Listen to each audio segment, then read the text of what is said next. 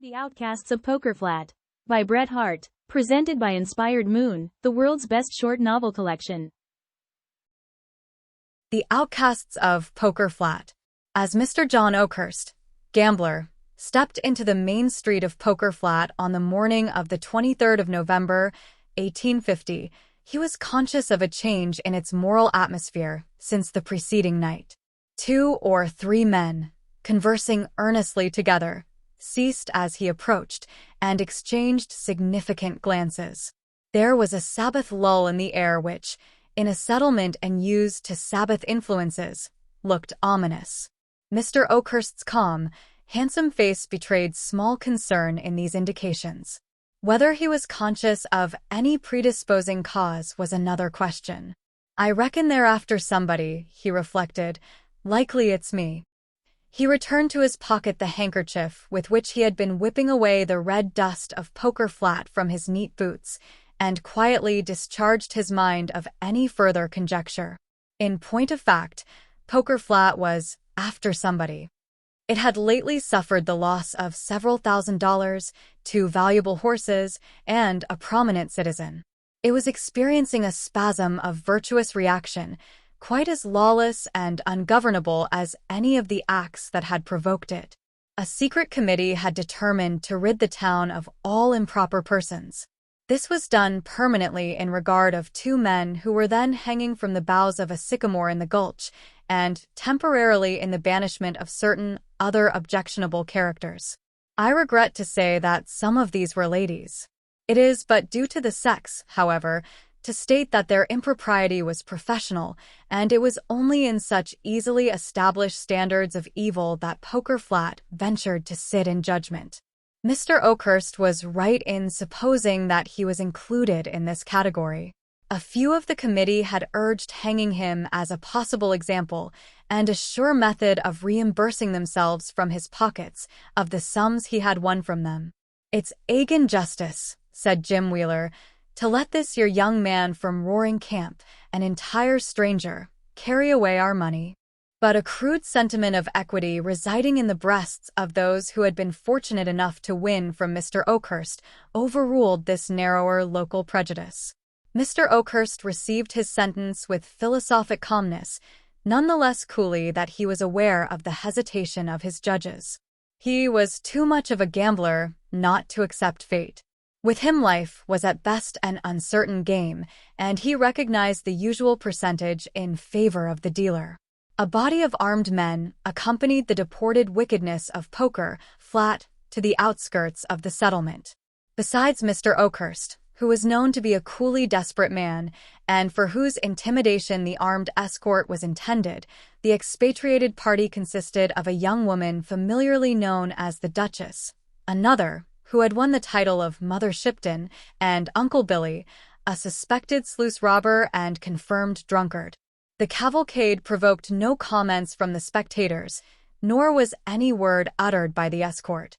Only, when the gulch which marked the uttermost limit of Poker Flat was reached, the leader spoke briefly and to the point.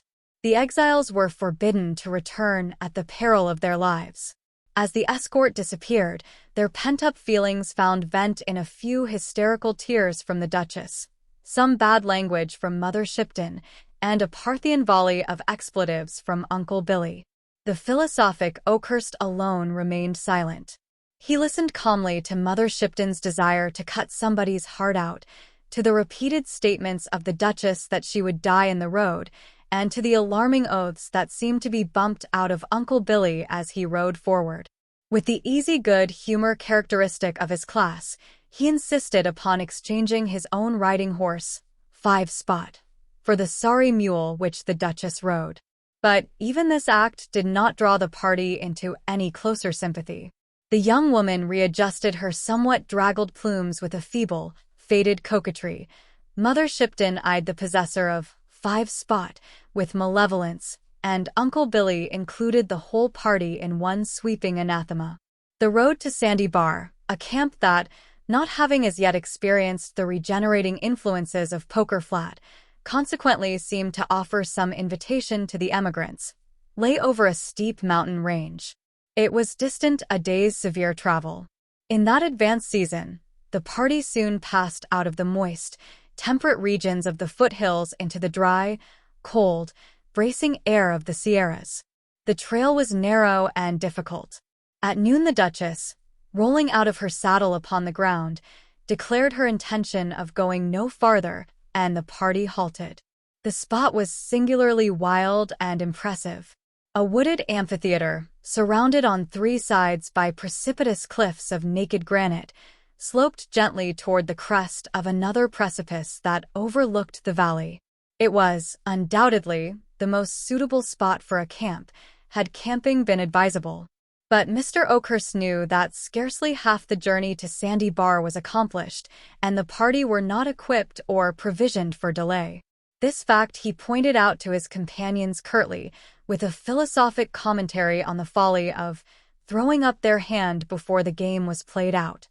But they were furnished with liquor, which in this emergency stood them in place of food, fuel, rest, and prescience.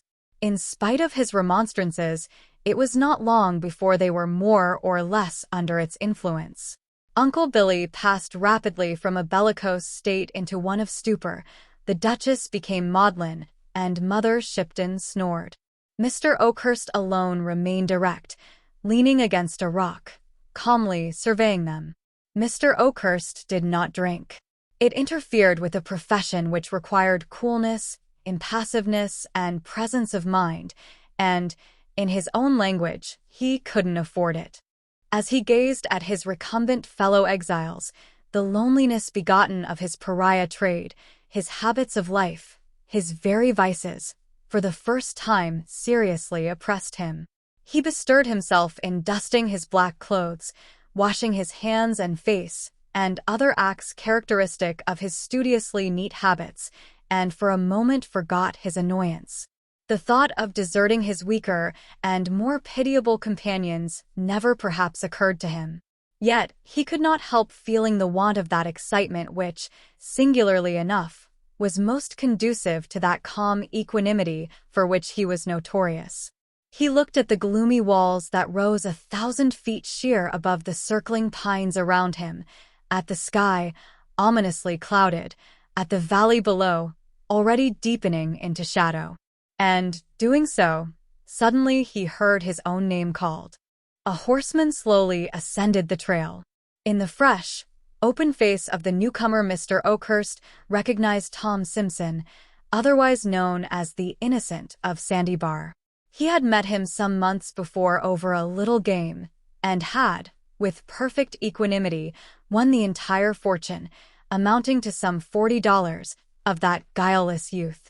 After the game was finished, Mr. Oakhurst drew the youthful speculator behind the door and thus addressed him. "Tommy, you're a good little man, but you can't gamble worth a cent, don't try it over again."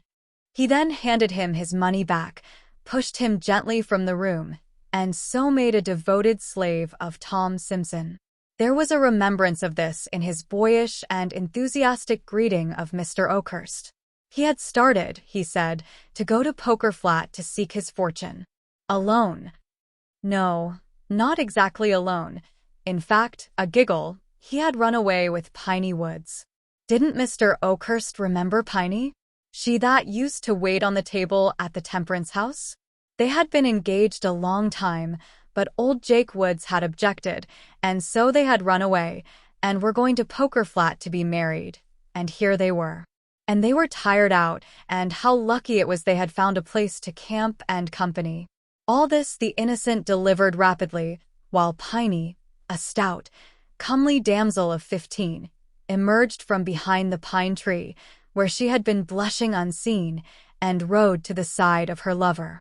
Mr. Oakhurst seldom troubled himself with sentiment, still less with propriety, but he had a vague idea that the situation was not fortunate. He retained, however, his presence of mind sufficiently to kick Uncle Billy, who was about to say something, and Uncle Billy was sober enough to recognize in Mr. Oakhurst's kick a superior power that would not bear trifling. He then endeavored to dissuade Tom Simpson from delaying further, but in vain. He even pointed out the fact that there was no provision nor means of making a camp. But, unluckily, the innocent met this objection by assuring the party that he was provided with an extra mule loaded with provisions and by the discovery of a rude attempt at a log house near the trail. "Piney can stay with Mrs. Oakhurst," said the innocent, pointing to the Duchess, "and I can shift for myself." Nothing but Mr. Oakhurst's admonishing foot saved Uncle Billy from bursting into a roar of laughter. As it was, he felt compelled to retire up the canyon until he could recover his gravity. There he confided the joke to the tall pine trees, with many slaps of his leg, contortions of his face, and the usual profanity. But when he returned to the party, he found them seated by a fire, for the air had grown strangely chill and the sky overcast, in apparently amicable conversation. Piney was actually talking in an impulsive, girlish fashion to the Duchess, who was listening with an interest and animation she had not shown for many days. The innocent was holding forth, apparently with equal effect, to Mr. Oakhurst and Mother Shipton, who was actually relaxing into amiability. "Is this your damned picnic?" said Uncle Billy with inward scorn as he surveyed the sylvan group, the glancing firelight, and the tethered animals in the foreground. Suddenly an idea mingled with the alcoholic fumes that disturbed his brain. It was apparently of a jocular nature, for he felt impelled to slap his leg again and cram his fist into his mouth. As the shadows crept slowly up the mountain, a slight breeze rocked the tops of the pine trees and moaned through their long and gloomy aisles. The ruined cabin, patched and covered with pine boughs, was set apart for the ladies. As the lovers parted, they unaffectedly exchanged a kiss, so honest and sincere that it might have been heard above the swaying pines. The frail Duchess and the malevolent Mother Shipton were probably too stunned to remark upon this last evidence of simplicity, and so turned without a word to the hut. The fire was replenished, the men lay down before the door, and in a few minutes were asleep. Mr. Oakhurst was a light sleeper. Toward morning he awoke benumbed and cold. As he stirred the dying fire, the wind, which was now blowing strongly, brought to his cheek that which caused the blood to leave it, snow. He started to his feet with the intention of awakening the sleepers, for there was no time to lose. But turning to where Uncle Billy had been lying, he found him gone. A suspicion leaped to his brain and a curse to his lips. He ran to the spot where the mules had been tethered. They were no longer there. The tracks were already rapidly disappearing in the snow. The momentary excitement brought Mr. Oakhurst back to the fire with his usual calm. He did not waken the sleepers. The innocent slumbered peacefully, with a smile on his good-humored, freckled face. The Virgin Piney slept beside her frilier sisters as sweetly as though attended by celestial guardians, and Mr. Oakhurst, drawing his blanket over his shoulders, stroked his mustaches and waited for the dawn. It came slowly in a whirling mist of snowflakes that dazzled and confused the eye. What could be seen of the landscape appeared magically changed. He looked over the valley and summed up the present and future in 2 words: snowed in. A careful inventory of the provisions, which, fortunately for the party, had been stored within the hut, and so escaped the felonious fingers of Uncle Billy, disclosed the fact that with care and prudence they might last 10 days longer. "That is," said Mr. Oakhurst, sotto voce to the innocent, "if you're willing to board us. If you ain't, and perhaps you'd better not, you can wait till Uncle Billy gets back with provisions." For some occult reason, Mr. Oakhurst could not bring himself to disclose Uncle Billy's rascality, and so offered the hypothesis that he had wandered from the camp and had accidentally stampeded the animals. He dropped a warning to the Duchess and Mother Shipton, who of course knew the facts of their associate's defection. "They'll find out the truth about us all when they find out anything," he added, significantly, "and there's no good frightening them now." Tom Simpson not only put all his worldly store at the disposal of Mr. Oakhurst, but seemed to enjoy the prospect of their enforced seclusion. "We'll have a good camp for a week, and then the snow'll melt, and we'll all go back together." The cheerful gaiety of the young man and Mr. Oakhurst's calm infected the others. The innocent, with the aid of pine boughs, extemporized a thatch for the roofless cabin, and the Duchess directed Piney in the rearrangement of the interior with a taste and tact that opened the blue eyes of that provincial maiden to their fullest extent. "I reckon now you're used to fine things at Poker Flat," said Piney. The Duchess turned away sharply to conceal something that reddened her cheeks through its professional tint, and Mother Shipton requested Piney not to chatter. But when Mr. Oakhurst returned from a weary search for the trail, he heard the sound of happy laughter echoed from the rocks. He stopped in some alarm, and his thoughts first naturally reverted to the whiskey, which he had prudently cached. "And yet it don't somehow sound like whiskey," said the gambler. It was not until he caught sight of the blazing fire through the still blinding storm and the group around it that he settled to the conviction that it was square fun. Whether Mr. Oakhurst had cached his cards with the whiskey as something debarred the free access of the community, I cannot say. It was certain that, in Mother Shipton's words, he didn't say cards once during that evening. Happily the time was beguiled by an accordion, produced somewhat ostentatiously by Tom Simpson from his pack. Notwithstanding some difficulties attending the manipulation of this instrument, Piney Woods managed to pluck several reluctant melodies from its keys to an accompaniment by the innocent on a pair of bone castanets. But the crowning festivity of the evening was reached in a rude camp-meeting hymn, which the lovers, joining hands, sang with great earnestness and vociferation. I fear that a certain defiant tone and Covenanters swing to its chorus, rather than any devotional quality, caused it speedily to infect the others, who at last joined in the refrain. "I'm proud to live in the service of the Lord, and I'm bound to die in his army." The pines rocked, the storm eddied and whirled above the miserable group, and the flames of their altar leaped heavenward as if in token of the vow. At midnight the storm abated, the rolling clouds parted, and the stars glittered keenly above the sleeping camp. Mr. Oakhurst, whose professional habits had enabled him to live on the smallest possible amount of sleep, in dividing the watch with Tom Simpson, somehow managed to take upon himself the greater part of that duty. He excused himself to the innocent by saying that he had often been a week without sleep. "Doing what?" asked Tom. "Poker," replied Oakhurst, sententiously. "When a man gets a streak of luck, nigger luck, he don't get tired. The luck gives in first. Luck," continued the gambler reflectively, "is a mighty queer thing. All you know about it for certain is that it's bound to change. And it's finding out when it's going to change that makes you. We've had a streak of bad luck since we left Poker Flat. You come along, and slap you get into it, too.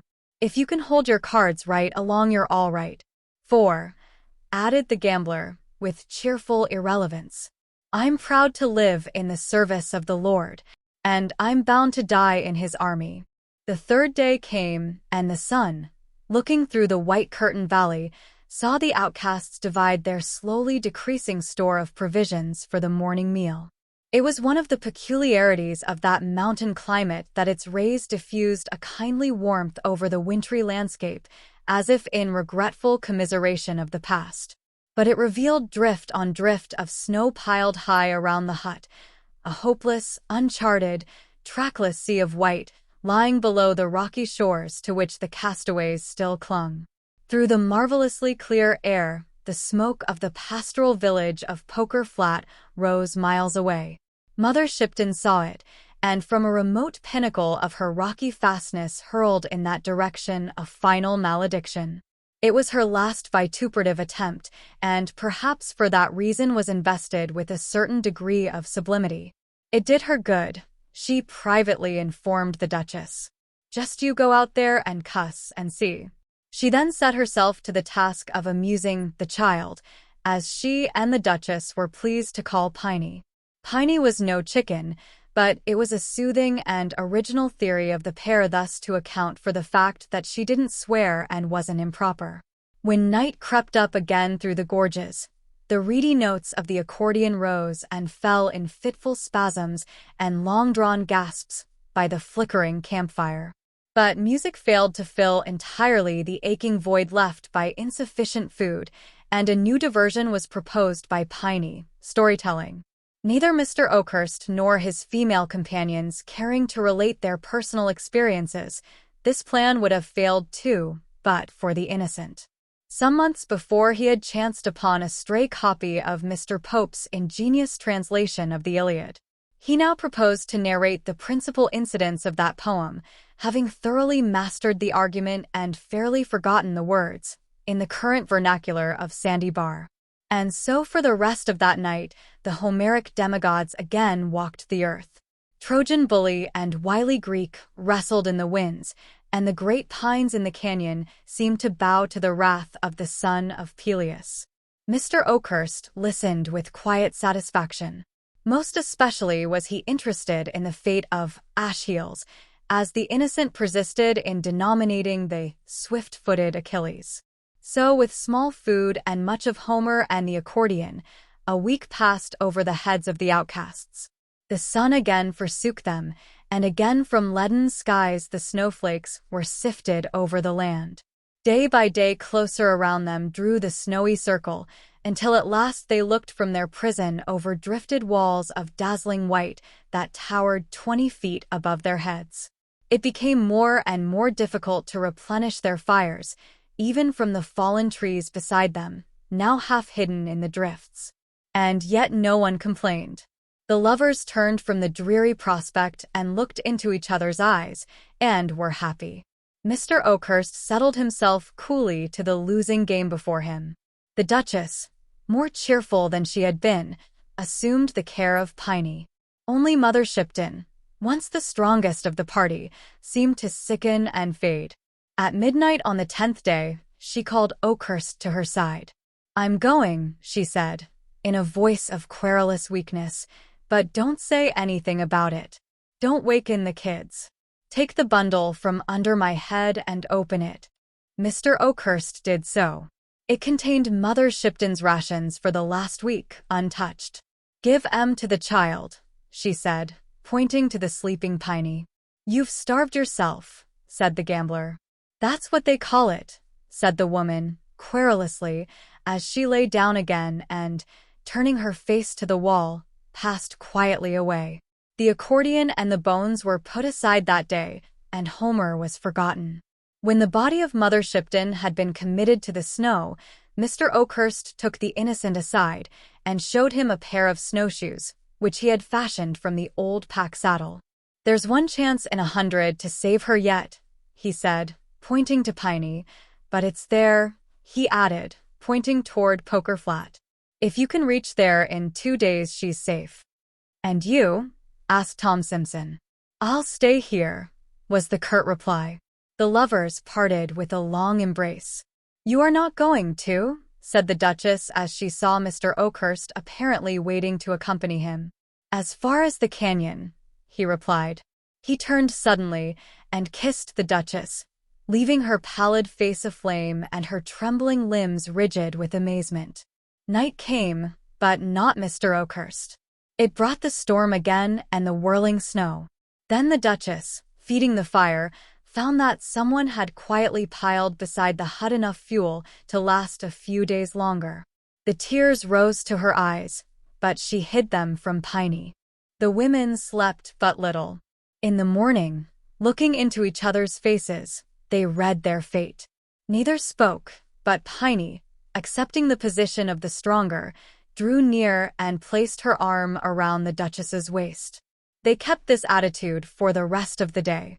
That night the storm reached its greatest fury and, rending asunder the protecting pines, invaded the very hut. Toward morning they found themselves unable to feed the fire, which gradually died away. As the embers slowly blackened, the Duchess crept closer to Piney and broke the silence of many hours. "Piney, can you pray?" "No, dear," said Piney simply. The Duchess, without knowing exactly why, felt relieved and, putting her head upon Piney's shoulder, spoke no more. And so reclining, the younger and purer, pillowing the head of her soiled sister upon her virgin breast, they fell asleep. The wind lulled as if it feared to waken them. Feathery drifts of snow, shaken from the long pine boughs, flew like white-winged birds and settled about them as they slept. The moon through the rift clouds looked down upon what had been the camp. But all human stain, all trace of earthly travail, was hidden beneath the spotless mantle mercifully flung from above. They slept all that day and the next, nor did they waken when voices and footsteps broke the silence of the camp. And when pitying fingers brushed the snow from their wan faces, you could scarcely have told from the equal peace that dwelt upon them which was she that had sinned. Even the law of Poker Flat recognized this, and turned away, leaving them still locked in each other's arms. But at the head of the gulch, on one of the largest pine trees, they found the deuce of clubs pinned to the bark with a bowie knife. It bore the following, written in pencil, in a firm hand. Beneath this tree lies the body of John Oakhurst, who struck a streak of bad luck on the 23rd of November, 1850, and handed in his checks on the December 7th, 1850, and pulseless and cold, with a derringer by his side and a bullet in his heart, though still calm as in life. Beneath the snow lay he who was at once the strongest and yet the weakest of the outcasts of Poker Flat.